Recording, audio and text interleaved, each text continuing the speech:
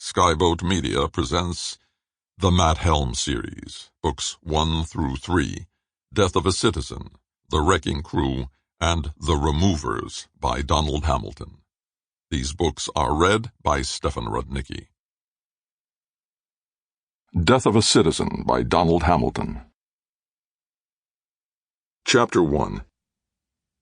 I was taking a martini across the room to my wife, who was still chatting with our host, Amos Darrell, the physicist, when the front door of the house opened and a man came in to join the party. He meant nothing to me, but with him was the girl we'd called Tina during the war. I hadn't seen her for 15 years or thought about her for 10, except once in a great while when that time would come back to me like a hazy and violent dream, and I'd wonder how many of those I'd known and worked with had survived it, and what had happened to them afterwards.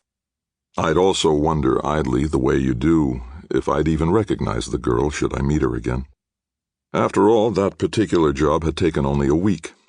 We'd made our touch right on schedule, earning a commendation from Mac, who wasn't in the habit of passing them around like business cards. But it had been a tough assignment, and Mac knew it. He'd given us a week to rest up in London afterwards, and we'd spent it together. That made a total of 2 weeks, 15 years ago. I hadn't known her previously, and I'd never seen her again until now. If anyone had asked me to guess, I'd have said she was still over in Europe, or just about anywhere in the world except here in Santa Fe, New Mexico. Nevertheless, I didn't have a moment of doubt. She was taller and older, better looking and much better dressed than the fierce, bloodthirsty, shabby little waif I remembered.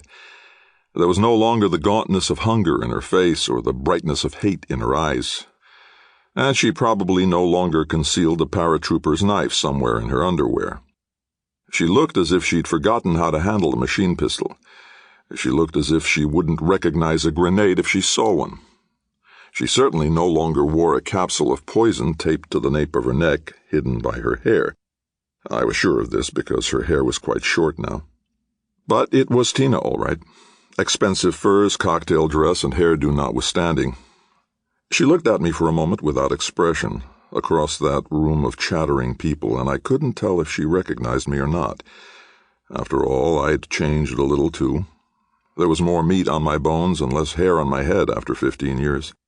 There were the other changes that must have left visible traces for her to see. The wife and 3 kids, the 4-bedroom house with a studio out back and the mortgage half paid up, the comfortable bank account, and the sensible insurance program. There was Beth's shiny Buick station. Sample complete. Ready to continue?